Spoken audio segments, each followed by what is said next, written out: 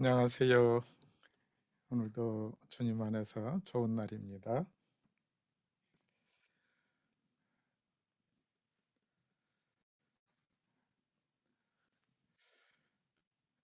우리 하나님 앞에 함께 예배 드리십시다. 오순절 후 20번째 주일이 되었습니다.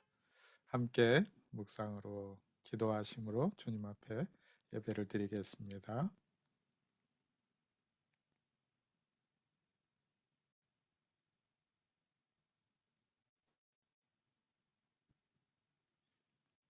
너희는 여호와께 감사하며 그의 이름을 불러 아뢰며 그가 행하신 일을 만민 중에 알릴지어다. 그에게 노래하며 그를 찬양하고 그 모든 기사를 전할지어다. 그의 성호를 자랑하라. 여호와를 구하는 자마다 마음이 즐거울지로다. 아멘. 찬송과 영광과 경배를 받으시기에 합당하신 하나님 아버지, 저희들에게 이토록 좋은 계절을 허락해 주심에 감사를 드립니다. 하늘이 맑고 푸르러진 것처럼 하나님을 향한 우리의 신앙도 맑아지게 하옵소서. 몸과 마음을 평안하게 하는 따스한 바람처럼 저희들도 하나님을 기쁘시게 하는 깨끗한 영으로 거룩한 예배를 드리게 하여 주옵소서. 특별히 오늘 우리 소망교회 창립 15주년을 감사하며 예배하게 하시니 더욱 주님께 영광 올려드리게 하옵소서. 우리의 찬양과 기도와 예물드림이 하늘 보좌에 상달되기를 원하오며 예배의 주관자 되시는 예수 그리스도의 이름으로 기원하옵나이다. 아멘. 함께 찬양 드리겠습니다.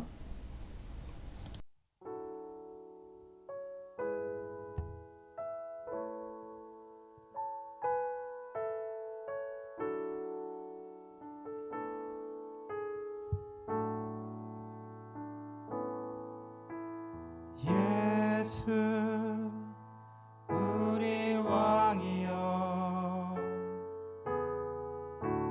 이곳에 오소서.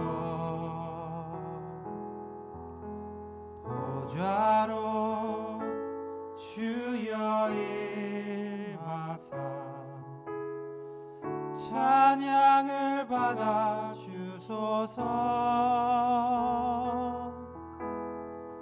주님을 찬양하오니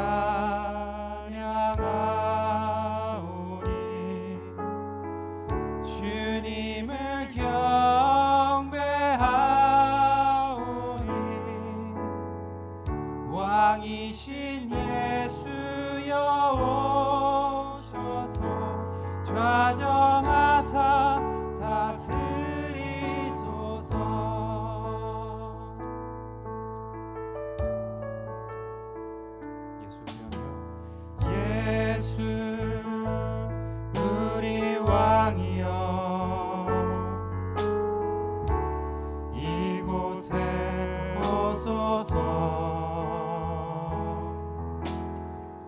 보좌로 주여 임하사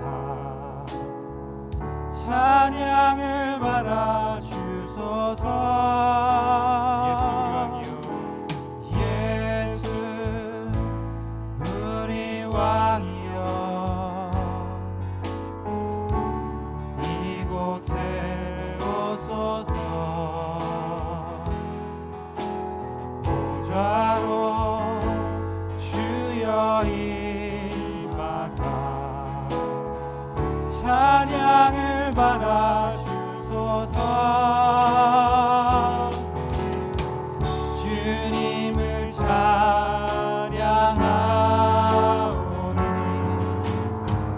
주님을 경배하오니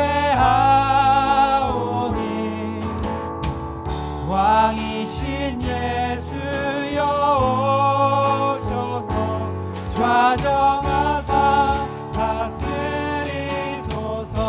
우리 한 번 더 예수 우리 왕이여 예수 우리 왕이여 이곳에 오소서.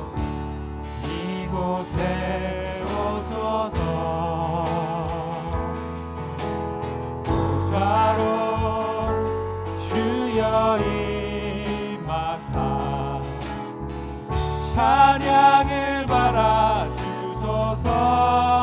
주님을 찬양하오니 주님을 찬양하오니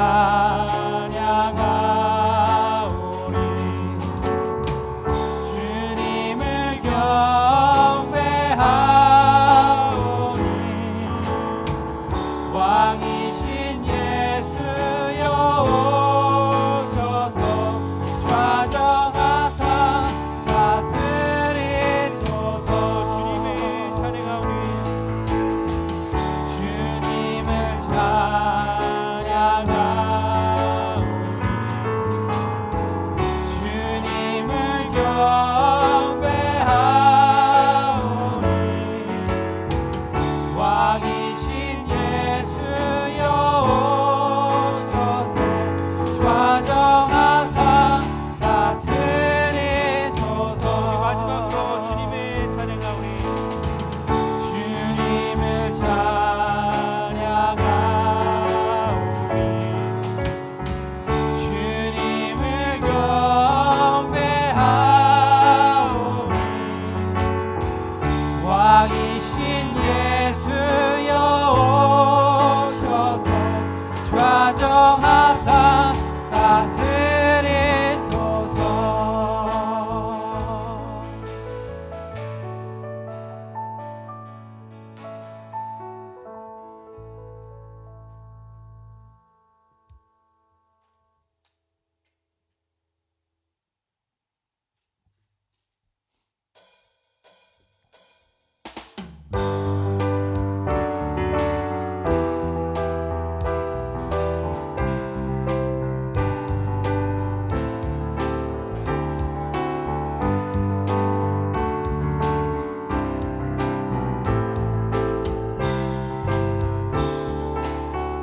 들아 머리 들어라 들아 머리 들어라 들릴지어다 영원한 문들아 영광의 왕 들어가시도록 영광의 왕 들어가신다. 문들아 머리 들어라 문들아 머리 들어라 들릴지어다 영원한 문들아 영광의 왕 들어가시도록 영광의 왕 들어가신다. 영광의 왕 영광의 왕이시뇨 강하고 능하신 주로다 전쟁에 능하신 주시라 나 찬양 위대하신 왕. 문들아 머리 들어라 문들아 머리 들어라 들릴지어다 영원한 문들아 영광의 왕 들어가시도록 영광의 왕 들어가신다. 한 번 더 문들아 문들아 머리 들어라 들릴지어다 영원한 문들아 영광의 왕 들어가시도록 영광의 왕 들어가신다. 영광의 왕이시려 강하고 능하신 주로다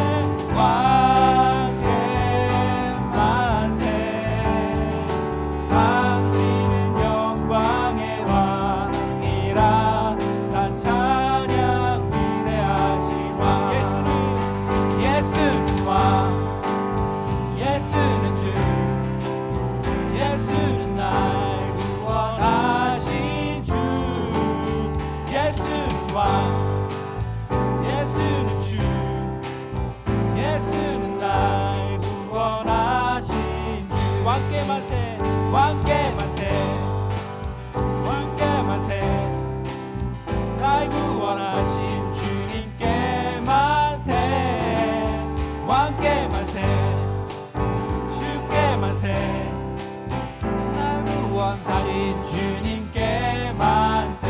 강하고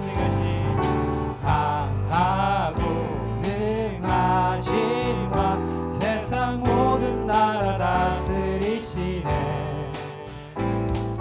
소리 높여 찬양해.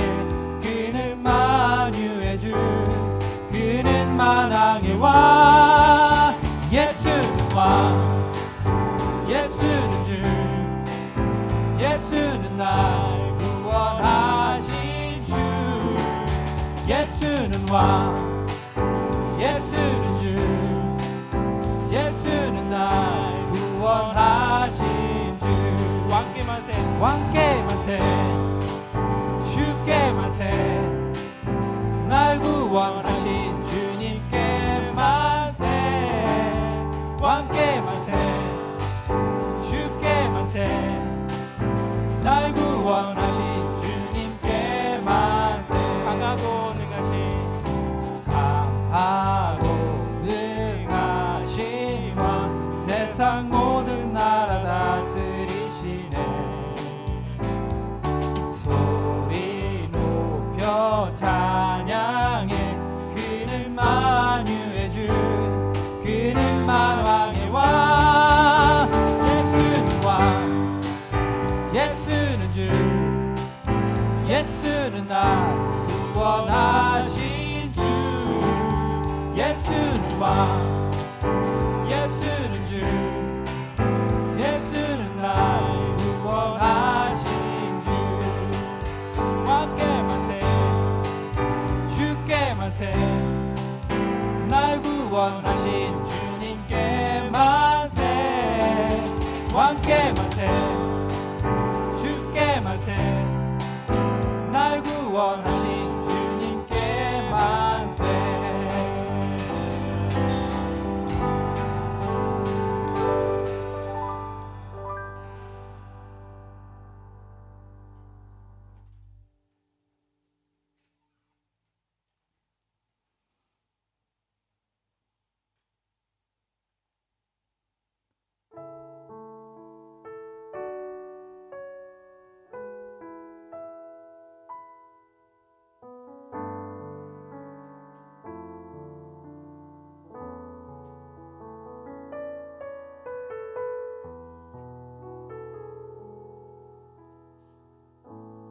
의지했던 모든 것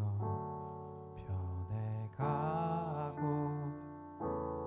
억울한 마음은 꺼져가네.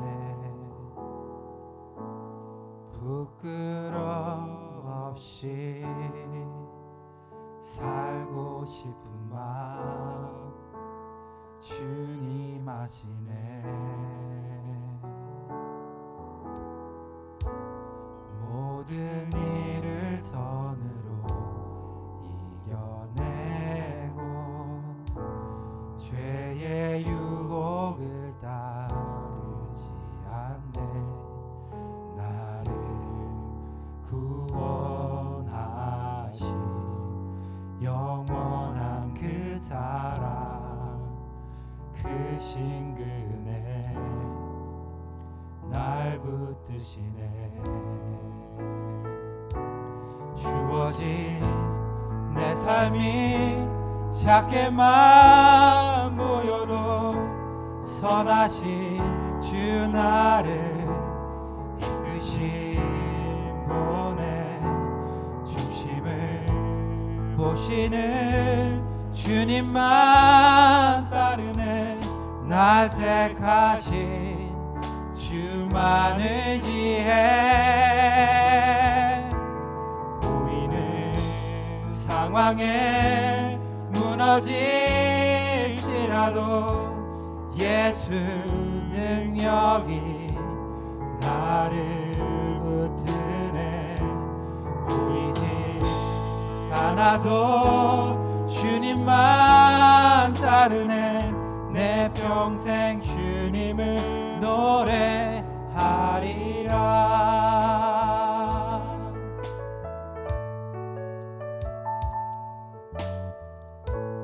의지했던 모든 것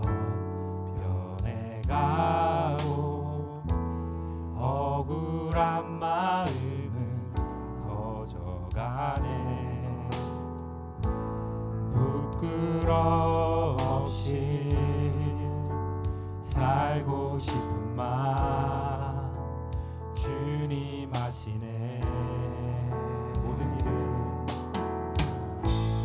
모든 일을 선으로 이겨내고 죄의 유혹을 따르지 않네. 나를 구원하신 영원한 그 사랑, 크신 그네 날 붙드시네. 주어진 내 삶이 작게만 보여도 선하신 주 나를 이끄신 본의 중심을 보시는 주님만 따르네. 날 택하신 주만의 지혜, 우리는 상황에 무너질지라도 예수 능력이 나를 붙드네. 보이지 않아도 주님만 따르네. 내 평생 주님을 노래하리라. 주어진 내 삶이 작게만 보여도 선하신 주 나를 이끄신 본의 중심을 보시는 주님만 따르네. 날 택하신 주만의 지혜, 상황에 무너질지라도 예수 능력이 나를 붙드네. 보이지 않아도 주님만 따르네. 내 평생 주님을 노래하리라. 주어진 내 삶이 작게만 보여도 선하신 주 나를 이끄신 본의 중심을 보시는 주님만 따르네. 날 택하신 주만의 지혜, 보이는 상황에 무너질지라도 예수 능력이 나를 붙드네. 보이지 않아도 주님만 따르네. 내 평생 주님을 노래하리라.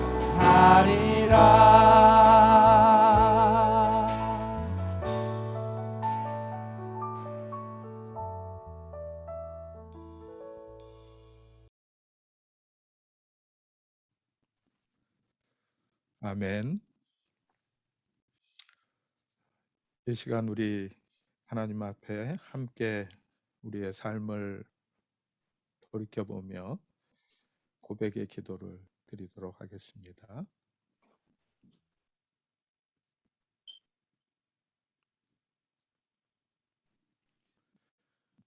우리를 사랑하시고 날마다 사랑과 은혜를 베풀어 주시는 하나님 아버지, 소는 그 임자를 알고 나귀도 제 주인의 구유를 알건만은 나의 백성은 깨닫지 못하는도다 하신 주님의 말씀을 기억합니다. 저희들이 바로 그렇게 하나님을 알지 못하는 백성입니다. 하나님께서는 세상에서 방황하는 저희들을 찾아와 주셨고 지명하여 불러주셨고 예수님의 십자가의 공로로 의롭게 해주셨으며 약속의 자녀로 거듭나는 은혜를 베풀어 주셨습니다. 그러나 저희들은 그 모든 은총을 잊어버리고 감사도 감격도 없는 완악한 삶을 살고 있습니다. 오히려 하나님을 향해 불평과 불만을 터뜨리며 망령된 말과 행동을 했습니다. 주여, 이 모든 죄를 회개하오니 용서해 주옵소서. 이제부터는 하나님을 알기 힘쓰며 그 뜻대로 순종하며 살아가는 백성이 되게 하여 주옵소서. 예수님의 이름으로 이 고백의 기도를 드립니다. 아멘.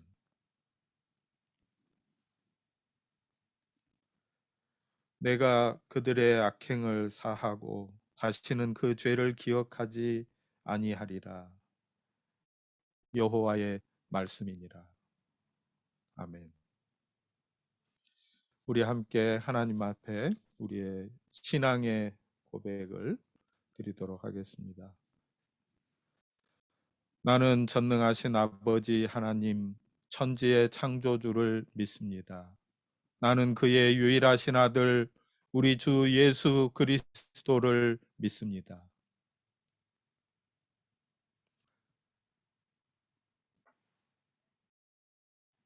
그는 성령으로 잉태되어 동정녀 마리아에게서 나시고 본디오 빌라도에게 고난을 받아 십자가에 못 박혀 죽으시고 장사된 지 사흘 만에 죽은 자 가운데서 다시 살아나셨으며 하늘에 오르시어 전능하신 아버지 하나님 우편에 앉아 계시다가 거기로부터 살아있는 자와 죽은 자를 심판하러 오십니다.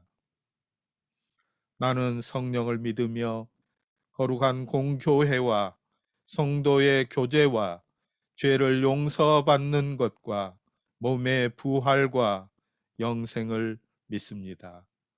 아멘. 우리 하나님 앞에 함께 기도 드리도록 하겠습니다. 소하영 전도사님께서 기도를 인도해 주시겠습니다. 함께 기도하겠습니다. 찬양과 존귀와 경배를 받으실 하나님 아버지, 오늘도 우리에게 새 하루를 허락하여 주셔서 함께 주님을 찬양하고 예배하게 하시니 감사드립니다. 특별히 오늘은 주님의 교회가 세워진 지 15주년이 되는 날입니다. 주님, 멜번 소망교회 설립 기념주일을 예배하게 하시니 또한 감사를 드립니다. 15년 전 하나님의 뜻과 섭리로 이 땅 멜번에 하나님의 교회를 세우셔서 우리로 하여금 하나님을 예배하게 하시며 이곳에서 하나님을 만나게 하시고 우리가 함께 하나님의 뜻을 이루어 가게 하셨사오니 이 또한 감사를 드립니다. 이 시간 지나온 것들을 기억하며 다가올 일들을 기대하는 건강한 하나님의 교회가 되기를 소망합니다. 하나님의 은혜 안에만 머물지 않게 하시고 온 힘을 다해 하나님의 전신 갑주를 취하는 교회 되기를 하나님 아버지 이 시간 간절히 원합니다. 그리하여 이 교회가 죄와 맞서 싸울 수 있는 영적 분별력을 가지게 하시고 세상과 타협하지 않고 믿음의 반석이 되는 교회가 되게 하시고 주님 도와주시옵소서. 다가올 시간 속에서 하나님이 주시는 담대함인 믿음의 방패와 구원의 소망인 구원의 투구를 가지고 하나님의 말씀인 성령의 검으로 하나님의 뜻에 따라 평화의 복음을 전하는 소망 교회와 우리가 되게 하여 주시옵소서. 또한 성도 사람 한 사람 하나님의 뜻대로 창조된 하나님의 품성을 지닌 자녀임을 기억하게 하시고 어떠한 유혹에도 흔들리지 않고 하나님의 나라를 향한 순례자의 삶을 살아갈 때 하나님과 함께 동행하는 삶을 살 수 있도록 주님 인도하여 주시옵소서. 그리하여 하나님을 섬기듯 세상의 약자들을 섬기며 하나님을 사랑하듯 이웃을 사랑하는 참된 하나님 나라의 자녀가 되게 하여 주옵소서. 하나님, 오늘 말씀을 전하실 목사님과도 함께 하셔서 오늘 이 말씀이 선포되는 진리의 말씀을 듣고 우리들로 하여금 이 말씀이 우리 안에 거하게 하시고 이 말씀으로 인해 우리의 삶이 변화되게 하시며 이 말씀이 우리의 삶 속에서 드러나는 귀한 진리의 말씀이 될 수 있도록 주님 도와주시옵소서. 하나님 모든 것을 주님께 맡기옵니다. 주님과 함께 동행하는 삶을 살 수 있도록 주님 저희들과 함께하여 주시고 모든 것들이 주님의 은혜 안에 거할 수 있도록 주님 도와주시옵소서. 이 모든 말씀 예수님의 이름으로 기도했습니다. 네.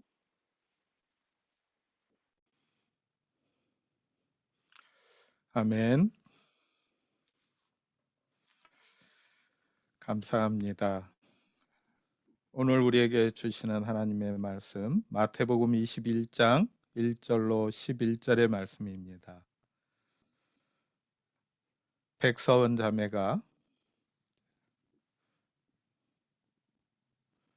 말씀을 봉독해 주시겠습니다.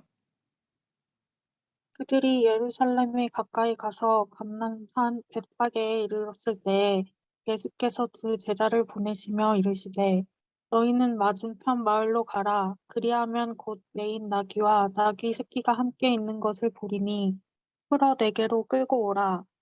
만일 누가 무슨 말을 하거든 주가 쓰시겠다 하라. 그리하면 즉시 보내리라 하시니 이는 선지자를 통하여 하신 말씀을 이루려 하심이라 일렀으되 시온 딸에게 이르기를 내 왕이 내게 임하나니 그는 겸손하여 나귀 곧 멍에 매는 짐승의 새끼를 탔도다 하라 하였느니라. 제자들이 가서 예수께서 명하신 대로 하여 나귀와 나귀 새끼를 끌고 와서 자기들의 겉옷을 그 위에 얹음에 예수께서 그 위에 타시니 무리의 대다수는 그들의 겉옷을 길에 펴고 다른 이들은 나뭇가지를 베어 길에 펴고 앞에서 가고 뒤에서 따르는 무리가 소리 높여 이르되 호산나 다윗의 자손이여 찬송하리로다. 주의 이름으로 오시는 이여 가장 높은 곳에서 호산나 하더라. 예수께서 예루살렘에 들어가시니 온 성이 소동하여 이르되 이는 누구냐 하거늘 무리가 이르되 갈릴리 나사렛에서 나온 선지자 예수라 하니라. 아멘. 아멘. 이는 하나님의 말씀입니다. 하나님 감사합니다. 오늘 예배 가운데 오신 여러분 환영하고 축복합니다. 우리 주님의 은혜와 평강을 누리시는 귀한 주님의 사람들이 되기를 간절히 바랍니다.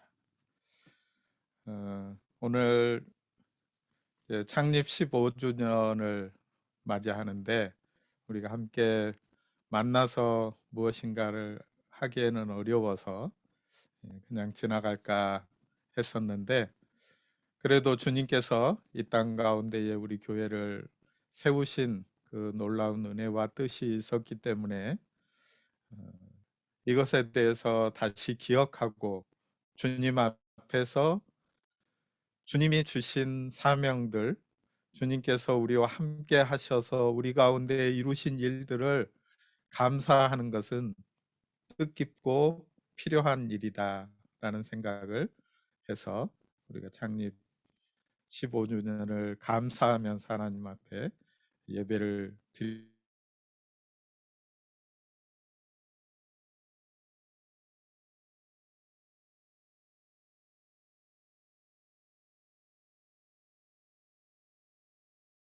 오늘은 우리가 유아 유치부 말씀의 순서를 따라서 이 말씀으로 우리 모두가 함께 나누기로 했기 때문에 이 말씀으로 나누고 있는데 출애굽기 14장을 통해서 믿음이 길이다 하는 말씀을 같은 본문으로 매년 조금씩 다른 부분에서 말씀을 전해왔습니다. 우리 교회가 처음 생겨났을 때에 길이 있어서 그 길을 간 것이 아니라 주님께서 길을 내실 것을 기대하면서 우리 주님을 믿음으로 말미암아서 따르기로 작정하고 시작되었기 때문입니다. 아브라함이 그 갈 바를 알지 못하고 믿음으로 주님이 인도하실 그 길을 걸어간 것처럼 출애굽한 이스라엘 백성들이 그 갈 길이 어디인지 알지 못하지만 탈출한 그날 밤에 쫓아오는 애굽의 말발굽 소리와 앞에 가로 놓인 홍해 앞에서 하나님 앞에 기도하고 하나님께서 주신 지팡이를 들고 바다를 향하여 그 지팡이를 높이 들었던 모세의 그 믿음처럼 하나님께서 길을 내실 것이다. 하나님이 내신 그 길을 따라서 우리는 그 길을 걸어갈 것이다 하는 그 믿음으로 소망교회가 앞으로 나아가자 하는 말씀들을 나누어 왔습니다. 네. 오늘 이 말씀을 나누기 위해서 준비하는 가운데에 한 책이 생각이 났습니다. 꽤 오래전에 읽었던 책을 몇 달 전에 다시 꺼내서 읽게 되었는데 그 책이 기억이 났습니다. 유진 피터슨과 마르바 던이 쓴 우리말 제목은 껍데기 목회자는 가라 하는 꽤 도전적인 제목의 책입니다. 그런데 본래 이 책의 제목은 그와는 사실은 반대되는 이름을 갖고 있습니다. 영어로 된 본래 책의 제목은 The Unnecessary Pastor, 그러니까 불필요한 목회자라는 제목입니다. 굳이 만약에 번역을 해야 한다면 저 같으면 껍데기 목회자가 되기를 두려워하지 마라. 너 자신이 껍데기인 것을 알라. 이렇게 번역을 했을 것 같습니다. 이 책의 제목도 도전적이지만 그 내용에도 우리가 생각하는 그 생각을 뒤집는 부분이 있는데 저자들이 껍데기 목회자라고 지적한 목회자가 사실은 한국 교회의 일반적인 면에서 살펴본다면 매우 유능하고 열심 있는 목회자의 모습을 보여주고 있습니다. 교회를 열심히 돌봅니다. 설교를 열심히 준비하고 신방도 열심히 하고 성경도 잘 가르치는 목사입니다. 그런데 이런 목회자가 왜 껍데기가 되어야 한다, 혹은 이런 목회자는 껍데기다, 이렇게 표현을 했을까요? 그것은 예수님께서 하실 일을 목사가 대신하고 있다는 것입니다. 예수님을 믿는, 예수 그리스도를 따르는 크리스찬들이 예수님을 바라보고 예수님께 순종하는 삶을 살도록 훈련시켜야 하는데 목사를 바라보고 신앙생활을 하도록 만든다는 것입니다. 그래서 저자들은 결국에 이런 사람들은, 이런 목회자는 주님의 자리에 목사 자신이 차지하고 앉을 우려가 있다 하고 말해주고 있습니다. 그러니까 저자들이 말하는 바에 따르면 목회자들이 실제적인 면에서 자기들이 생각할 때에 나는 평신도와는 다르다. 나는 평신도보다 더 나은 존재다. 이렇게 생각하고 우쭐거리고 자신이 대단한 사람이라고 여기는 목회자를 가리킨다고 말할 수 있습니다. 그러면서 오히려 저자들은 목회자들은 불필요한 사람이 되어야 한다. 이렇게 권면을 합니다. 교회와 하나님 나라 사역에 있어서 자신은 하나님의 종, 주님의 종으로서 주인이 시키는 일을 하는 사람이 되어야 한다는 것입니다. 자신이 가장 중요하고 다른 사람들보다 더 나은 사람이며 지역사회에서도 꼭 필요한 사람이다. 이런 생각으로 목회를 하면 바른 목회를 해나갈 수 없다. 왜냐하면 스스로 예수님의 자리를 대신하게 되기 때문이다. 라고 말해주는 것입니다.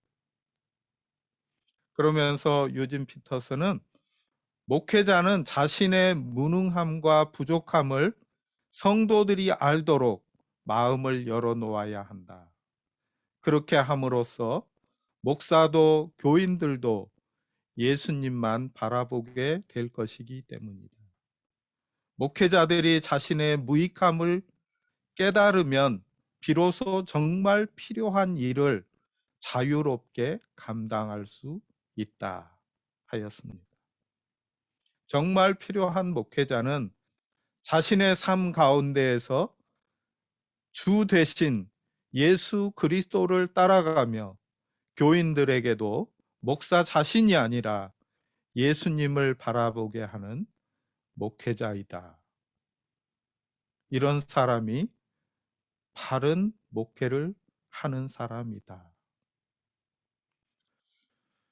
모두에 말씀드렸지만 이런 의미에서 저는 The Unnecessary Pastor라고 하는 이 책의 제목을 제가 번역한다면 불필요한 목회자, 예수님만 바라보는 사람, 예수님을 닮아가는 사람, 예수님을 따르는 사람이라고 번역해 볼 것 같습니다.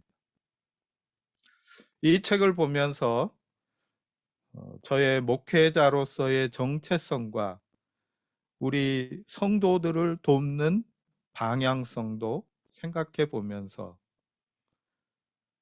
이런 방향이 되어야 참으로 우리 주님 예수님께서만 우리의 주님이 되셔야 우리는 예수님을 바라보고 예수님을 따르는 사람이 될 때 참된 신앙의 길을 걸어간다 하는 것을 생각하고 오늘 특별히 교회 창립 15주년을 맞이하면서 이 말씀을 허락해 주신 우리 주님께 감사를 드리고 저도 이 말씀을 따라서 주님을 닮아가고 주님을 따라가야 하겠다.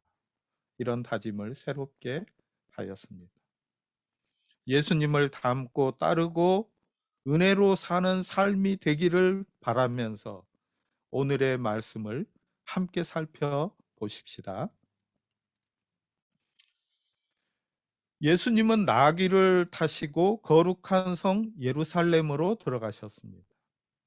메마른 그 산길에는 양탄자 대신에 가난한 사람들이 벗어서 깔아둔 겉옷이 급히 잘라온 나무 가지들이 깔렸습니다. 그 사람들이 흙먼지를 일으키면서 앞서거니 뒤따르거니 하면서 함께 걷고 소리를 질렀습니다. 호산나 다윗의 자손이여.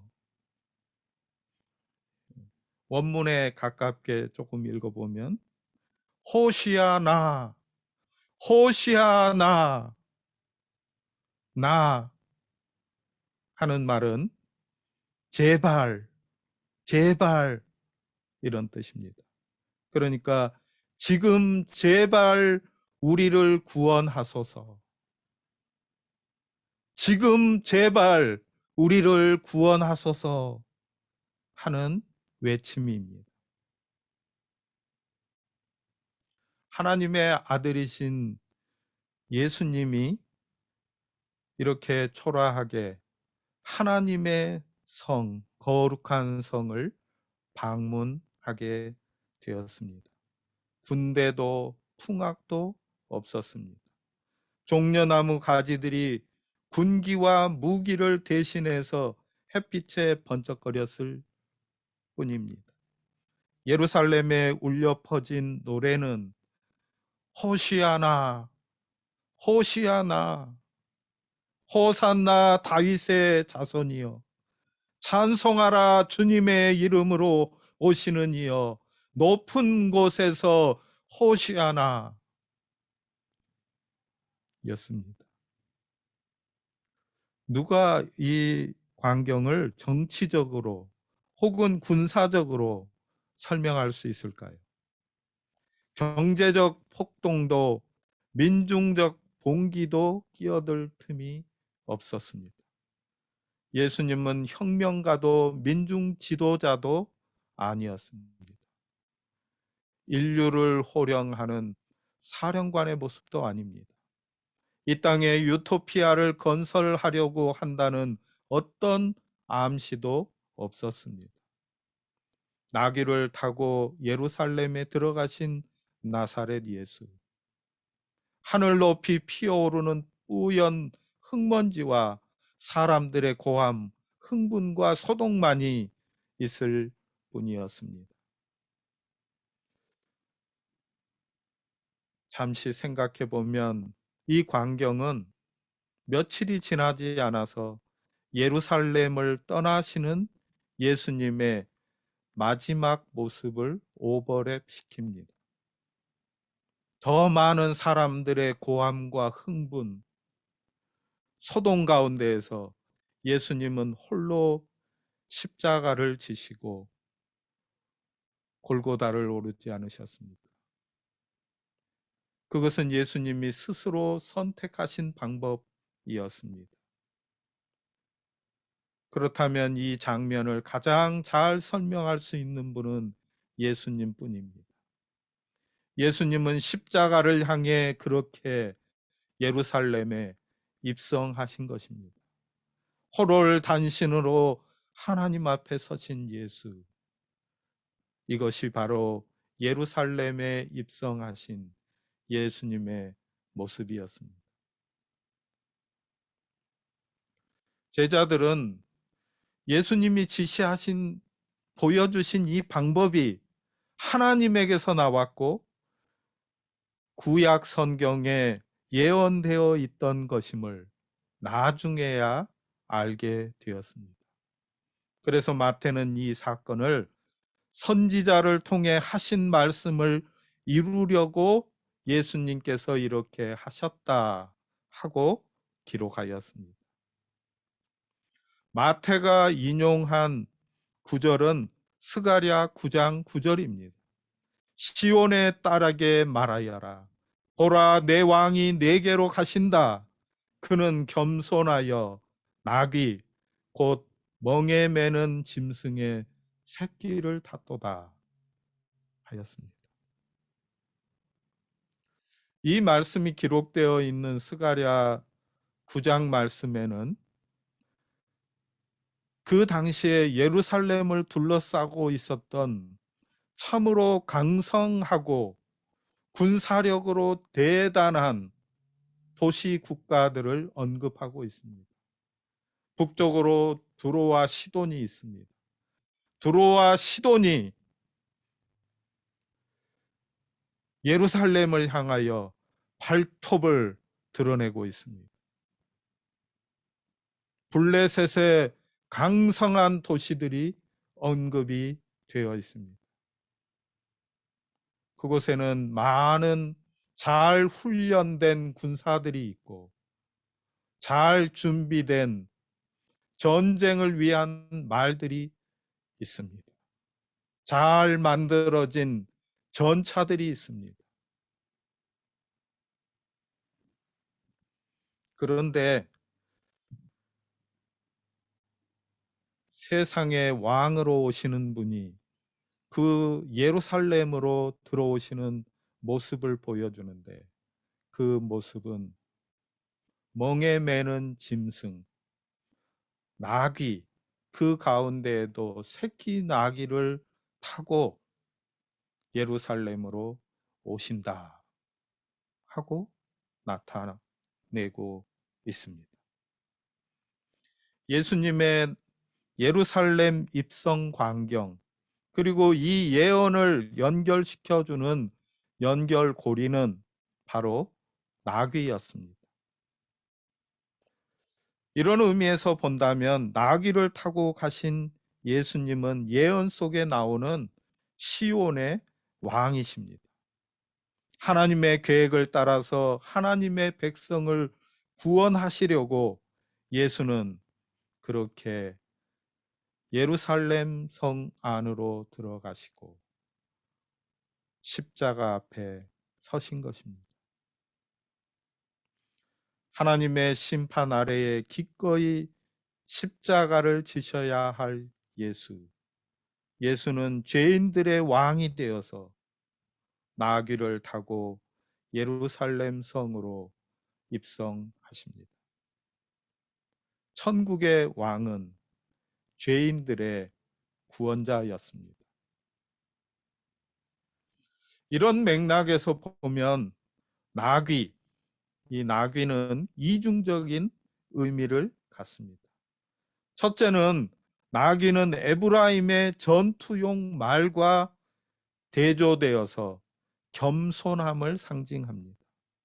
또한 나귀를 타고 입성하시는 그 모습은 다윗 왕이 되어서 예루살렘 성으로 입성하는 그 모습을 생각나게 해 줍니다. 여러분, 말을 보셨나요? 말은 타보셨나요? 저는 말을 타보았습니다. 네. 멜번에 입성해서 얼마 되지 않았을 때 저 댄디농 산의 농가에 가서 말을 타 보았습니다. 근데 그 말을 타던 날 저는 다른 지역을 다 돌아보고 댄디농 산에 있는 아서시스를 가서 그 주변을 돌아보고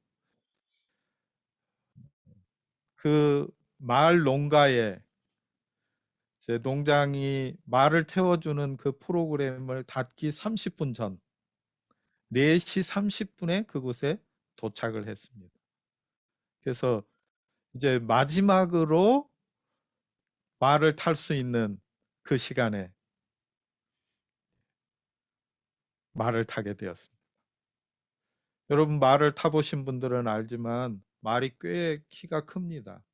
그래서 좀 키가 작거나 아이들은 누군가가 받쳐주어서 말 위에 올라가야 할 정도로 말이 키가 큽니다.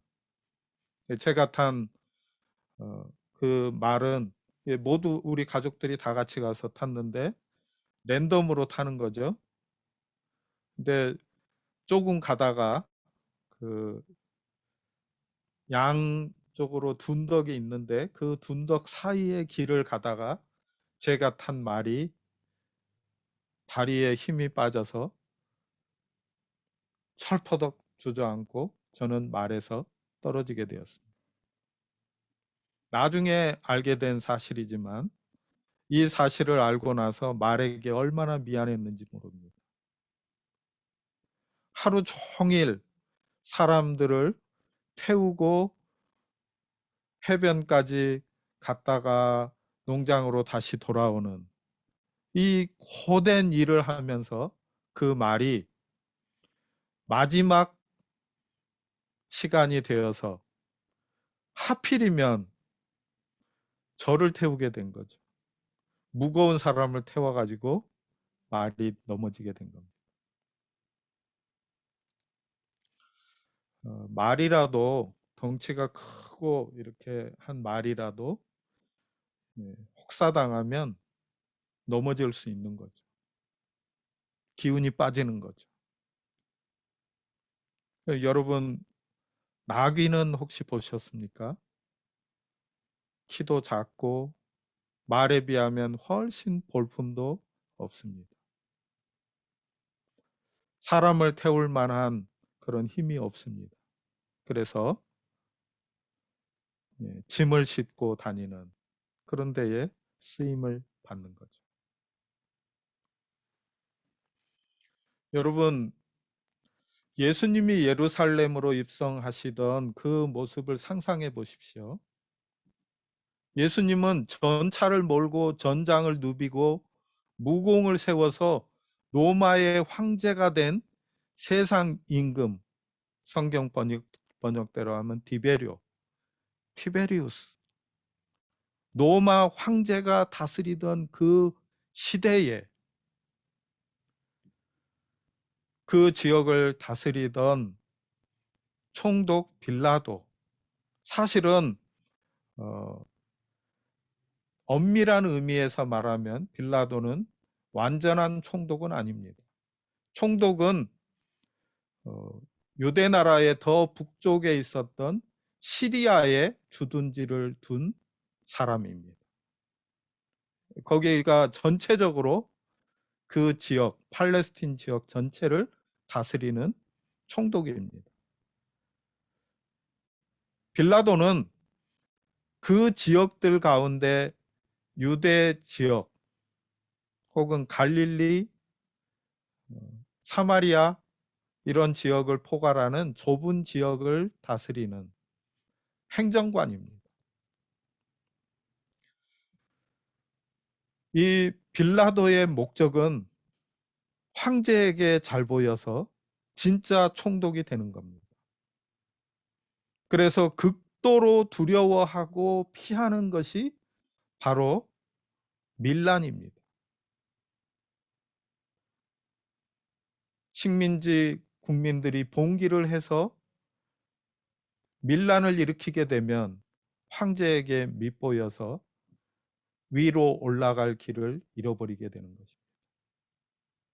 그래서 누가복음의 기록에 보면 빌라도의 이야기가 나오는데, 이 빌라도가 말을 타고, 이 부분은 성경에 나오는 부분은 아닙니다. 군사를 동원해서 말을 타고 예루살렘으로 들어가고자 합니다. 무력 시위를 통해서 압도적 우위에 있는 로마의 군사력을 보여줌으로써 식민지 백성들이 꼼짝하지 못하도록, 봉기를 아예 꿈도 꾸지 못하도록 하는 그런 일들을 꾸몄습니다. 이러한 시대에 예수님이 어린 새끼 나귀를 타고 예루살렘에 입성하십니다. 이 모습을 상상해 보면 우스꽝스럽기까지 합니다. 예수님이 보통 키의 사람이었다고 하더라도 나귀 중에서 새끼 나귀를 타고 그 길을 걸어간다 하면 아마도 그 나귀를 탔을 때 발이 땅에 닿을 정도였을 것입니다. 가난한 사람들이 걸치던 넝마 같은 겉옷을 안장을 대신해서 얹히고, 또 그것을 길에 펴고 깔고서 종려나무 가지를 꺾어서 대충 길에 깔아 두었습니다. 비틀거리면서 걷는 새끼 나귀를 타신 예수님. 우리가 아이들하고 장난을 할 때 아기들이 말을 태워줄 때가 있죠. 그러면은 어른들은 그 아이의 등잔 위에서 어떻게 합니까? 까치발을 하고서 이렇게 앉아서 앉는 흉내를 내고 사람이 걸어가는 거죠. 저는 그런 모습이 아니었을까 하는 상상을 해봅니다. 예수님은 자신이 섬길 백성들을 자유하게 해주시려고, 그리고 그 예수님을 따르는 사람들이 스스로 주체적인 한 사람으로 살아가게 하시려고 자신은 극도의 자제와 자기 부인의 왕이 되셨습니다. 예수님이 다스리신다고 할 때 그것은 세상 임금이 다스린다고 할 때와 전혀 다릅니다. 우리는 세상 임금이 다스린다는 말을 듣는 순간 자유가 줄어든다는 것을 생각하게 됩니다. 그런데 예수님이 우리를 다스리시자마자 우리의 자유와 주체성과 개성은 풍요롭게 확장이 됩니다. 짐을 싣는 데 쓰이는 나귀는 겸손과 섬김의 상징입니다. 나귀처럼 우리의 죄를 지고 가는 예수님은 우리 안에 오셔서 우리의 전 존재를 변화시키십니다. 새로운 삶의 가능성으로 우리를 이끌어 들이십니다. 예수님은 어린 나귀처럼 우리 가운데 오셔서 우리의 죄 짐을 지시고 죄와 사망의 법에서 성령의 생명의 왕국으로 우리를 옮겨주셨습니다. 이 생명의 나라는 생명의 성령의 법이 통치하는 나라입니다. 겸손한 왕이신 예수님이 우리의 왕이시기에 우리는 우리 스스로 매 순간마다 이런 왕의 다스리심을 받는 결단을 해야 합니다. 그래서 성령이 우리를 돕지 않으시면, 성령이 우리 가운데 내주하시고 임재하시고 충만하지 아니하면 예수 그리스도가 허락해 주신 이 자유가 우리에게 오히려 부담스러운 짐이 되어 버립니다. 성령의 도우심이 없으면 신앙생활 자체가 짐이 되어 버린다는 말입니다. 이런 것들을 경험해 보신 적이 있으십니까? 예수님께서 우리를 구원하신 구원은 우리에게 짐을 지워주시고자 하심이 아닙니다. 우리를 두렵게 해서 예수님의 일들을 하게 하려고 우리를 부르신 것이 아닙니다. 우리를 사랑하셔서 우리를 불러주심으로 말미암아 우리는 하나님의 자녀가 됩니다. 하나님의 자녀로서 하나님께서 우리에게 부여하신 이 생명의 기쁨, 생명의 놀라운 은총들을 누리게 하시는 것이 하나님의 뜻입니다. 하나님은 우리를 사랑하시고 사랑하신 그 사랑으로 말미암아 우리가 예수님을 믿음으로 자유인이 되게 하십니다. 무엇인가 부적처럼 그것을 의지해야 하는 사람, 무엇인가를 두려워해서 이것을 하면 안 된다, 이것을 하면 천국 못 간다, 이것을 하면 어떻게 된다 하지 않으시고 오직 예수를 나의 구주로 믿고 의지하고 그분과 함께 길을 걷도록 복된 길이 되게 하십니다. 생명의 길이 되게 하십니다. 예수 그리스도를 믿음으로 말미암아 우리는 구원을 얻게 됩니다. 우리가 어떤 무엇을 행함으로 어떤 무엇인가를 하지 않음으로써 구원 얻는 것이 아닙니다. 예수 그리스도 우리를 구원하시려고 유월절 어린 양으로 보내주신 하나님의 그 사랑으로 말미암아 우리를 대신하여 우리의 죄짐을 지시고 십자가에 오르신 예수 그리스도의 이 보혈의 공로로 말미암아 우리의 모든 더럽고 추악한 죄악들이 씻음을 받게 됩니다. 하나님을 떠난 비참한 인생이 참된 하나님의 은혜를 누리는 주님의 자녀가 됩니다.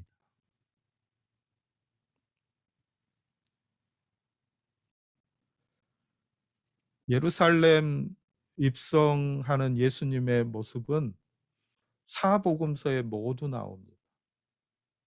그런데 마태복음에 보면은 마태복음이 보여주는 한 모습은 마치 스포트라이트를 비추듯이 어떤 한 부분을 더 자세히 보여줍니다.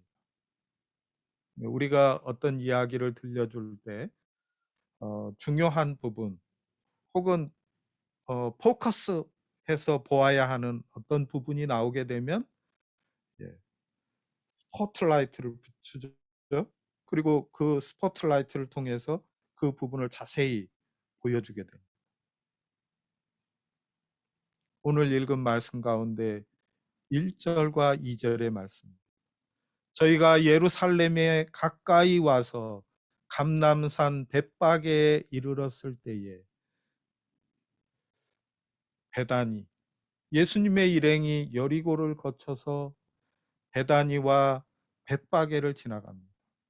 지난주에 우리가 베다니에 대해서 말씀을 나누었는데 베다니는 하우스 오브 미저리, 영어로 말하면 비참한 사람들의 집, 슬픔의 집.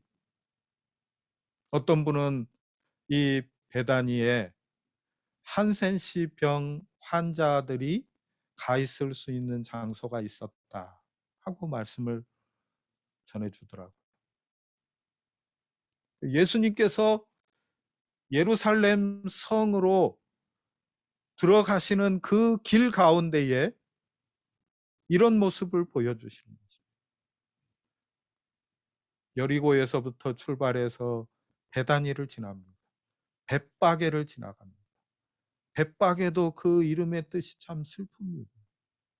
설익은 무화과, 다 익지 않아서 떨어진 과일, 이런 뜻을 가지고 있습니다. 그러니까 그 동네가 어려운 사람들이 사는 곳이라. 예수님께서 그 지역을 지나가십니다. 예루살렘 성에 오셨을 때에 예수님이 가장 편하게 계셨던 곳, 마음 편히 다리를 뻗고 함께 식사를 하고 웃음을 웃고 함께 마음을 나누는 그 장소, 그 사람들이 있는 곳, 그곳을 지나가십니다. 그런데 예수님께서 두 제자를 보내십니다. 예수께서 두 제자를 보내시며 이르시되 너희 맞은편 마을로 가라. 곧 매인 나귀와 나귀 새끼가 함께 있는 것을 보리니 풀어 내게로 끌고 오너라. 다른 복음서에는 이 부분이 그냥 나귀를 끌고 오도록, 새끼 나귀를 끌고 오도록 하는 이야기로 전해주고 있습니다. 그런데 이 마태복음은 매여 있는 나귀, 그리고 나귀 새끼가 함께 있는 것을 보게 된다. 그 두 마리를 끌고 와라.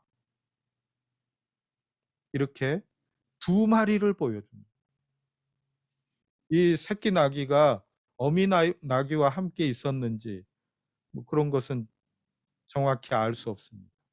그러나 두 마리의 나귀가 있고 이 두 마리의 나귀를 끌고 와라. 이렇게 다른 복음서에 없는 좀 더 자세한 부분을 설명해 주고 있습니다.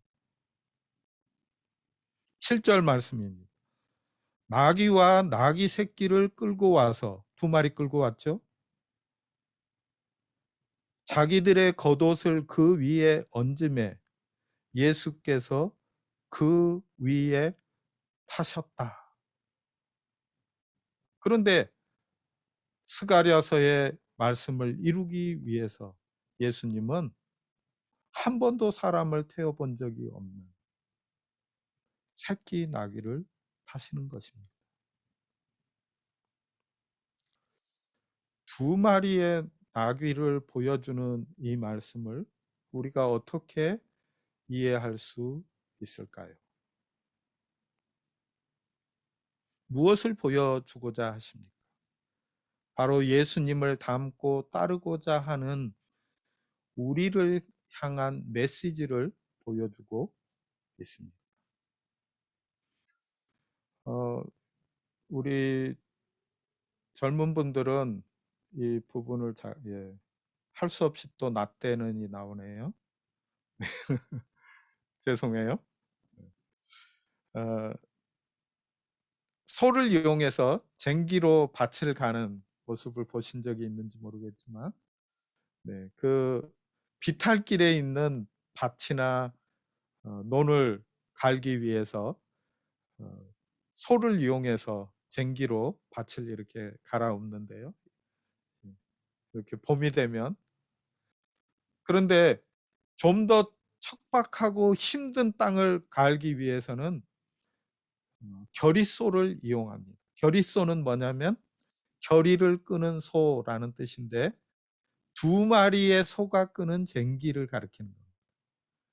한 마리로는 힘이 부족하니까 혹은 한 마리보다 두 마리가 함께 하는 것이 훨씬 쉬우니까 두 마리의 소를 이용해서 겨리소를 이용해서 두 마리의 소가 쟁기 하나를 끄는 모습입니다.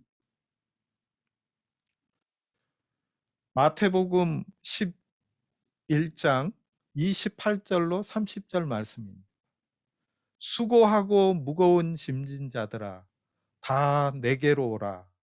내가 너희를 쉬게 하리라. 나는 마음이 온유하고 겸손하니 나의 멍에를 메고 내게 배우라. 그러면 너희 마음이 쉼을 얻으리니 이는 내 멍에는 쉽고 내 짐은 가벼움이라 하시니라.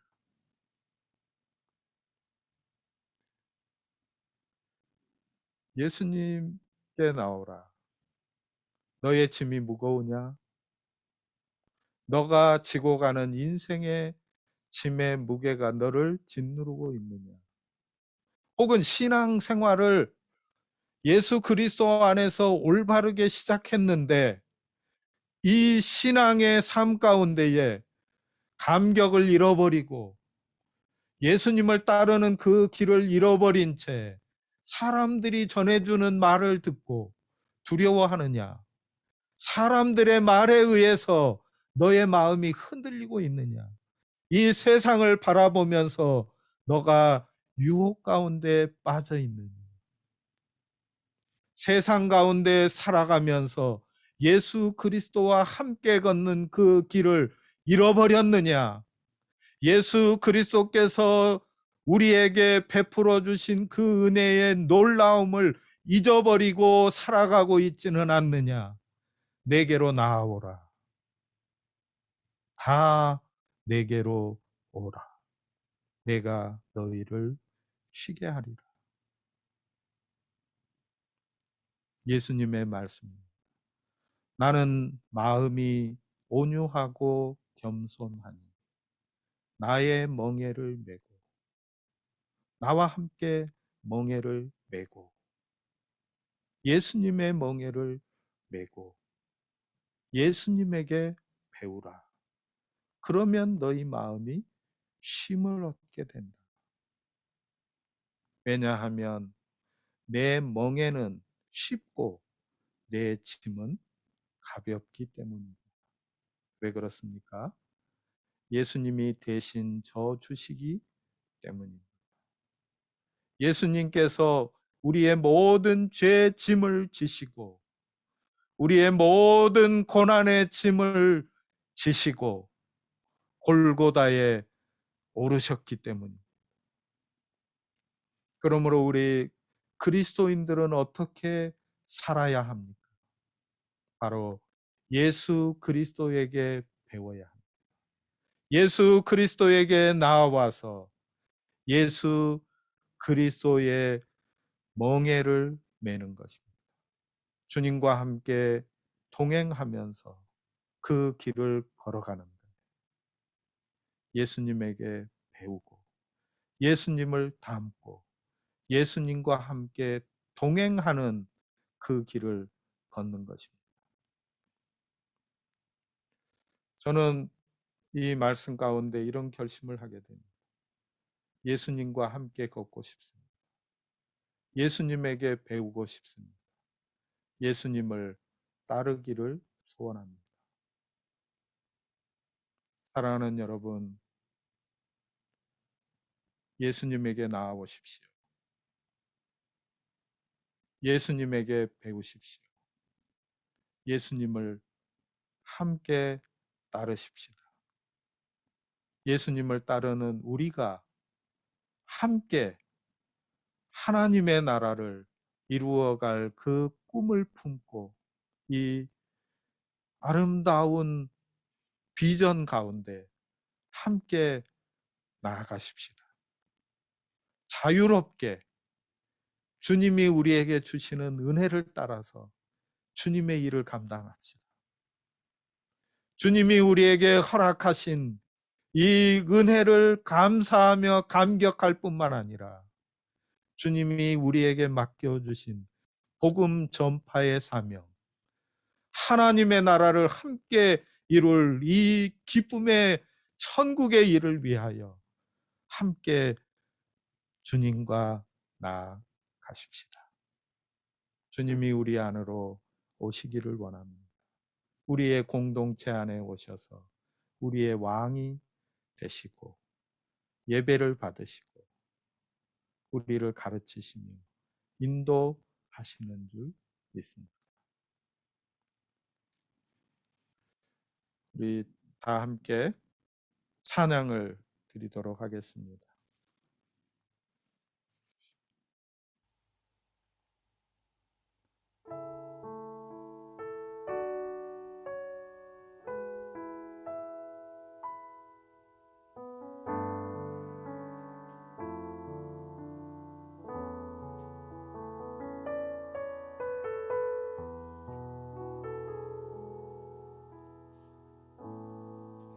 의지했던 모든 건 변해가고 억울한 마음은 커져가네. 부끄럼 없이 살고 싶은 마음 주님 아시네.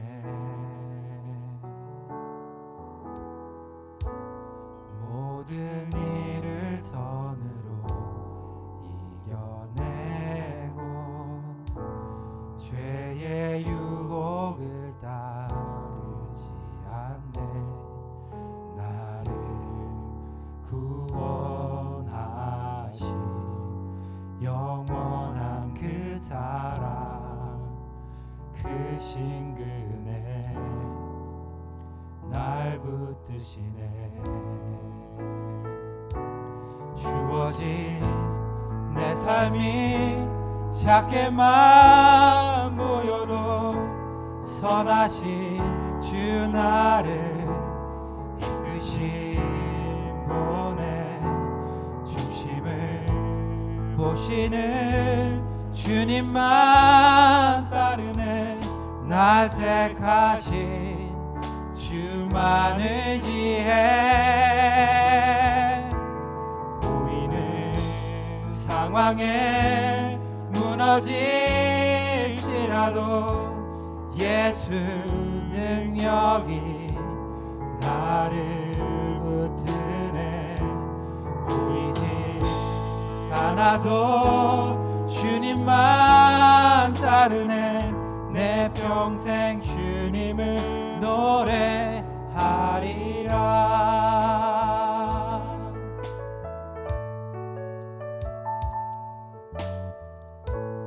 의지했던 모든 것 변해가고 억울한 마음은 커져가네. 부끄러움 없이 살고 싶은 맘 주님 아시네. 모든 일을 선으로 이겨내고 죄의 유혹을 따르지 않네.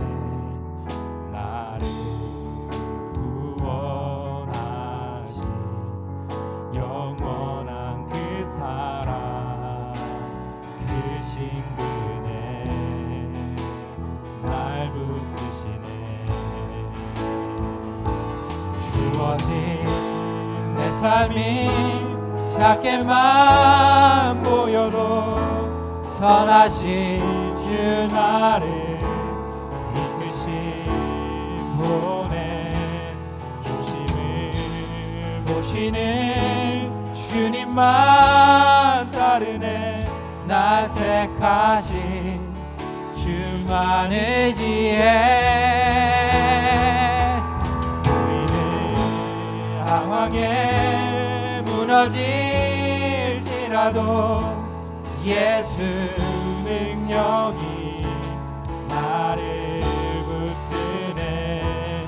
보이지 않아도 주님만 따르네. 내 평생 주님을 노래하리라. 주어진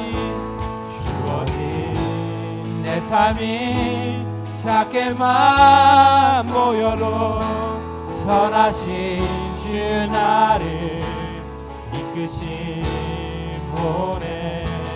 중심을 보시는 주님만 따르네. 날 택하신 주만의 지혜.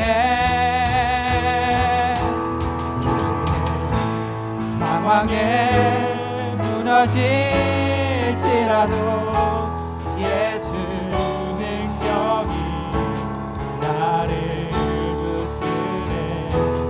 보이지 않아도 주님만 따르네. 내 평생 주님을 노래하리라. 주어진 내 삶이 작게만 보여도 선하신 주 나를 이끄신 보내. 중심을 보시는 주님만 따르네. 날 택하신 주만의 지혜. 보이는 상황에 무너질지라도 예수 능력이 나를 붙드네. 보이지 않아도 주님만 따르네. 내 평생 주님을 노래하리라.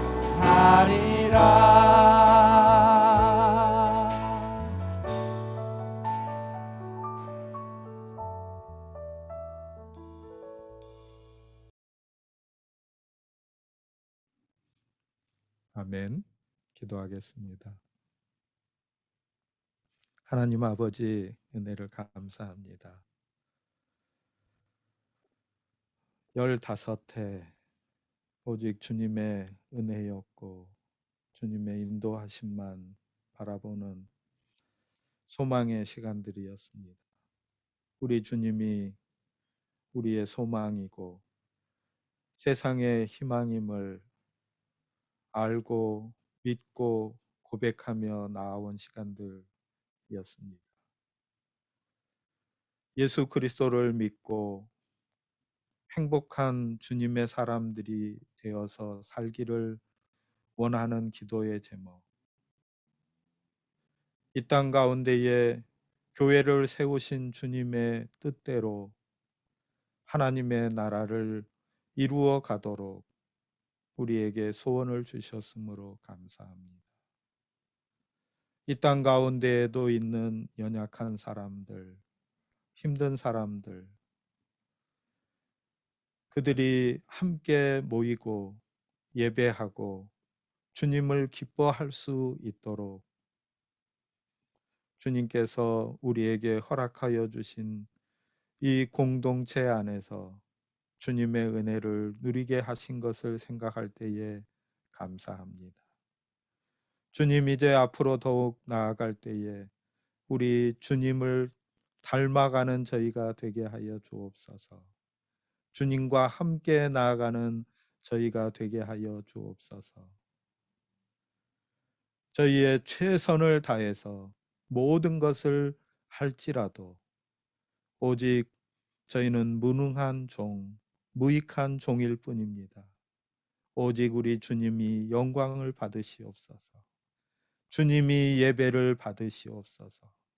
우리 주님이 드러나기를 원합니다. 우리 주님의 영광이 되게 하여 주옵소서. 소원을 가지고 나아가기를 원합니다. 저희를 도와주시옵소서. 은혜를 베풀어 주셔서 주님의 복음, 주님의 사랑, 주님을 높여드리는 모든 일들이 성령의 역사 안에서 이루어지게 하여 주옵소서.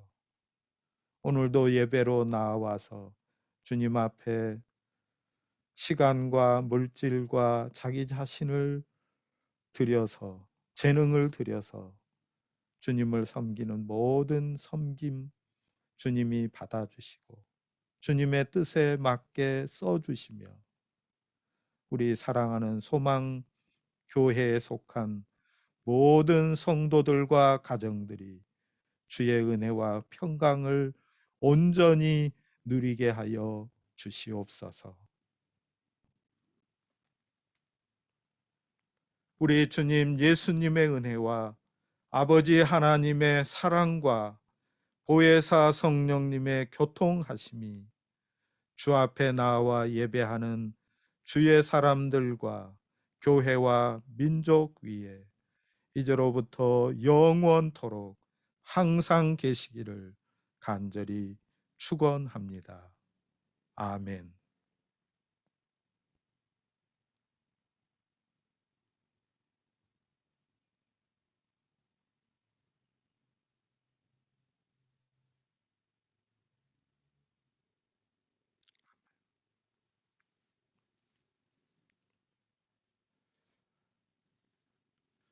감사합니다.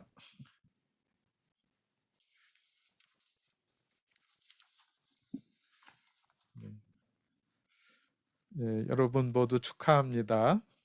우리가 교회이기 때문에 우리가 서로 자축하고 서로 축복하고 인사 나누면 되겠습니다.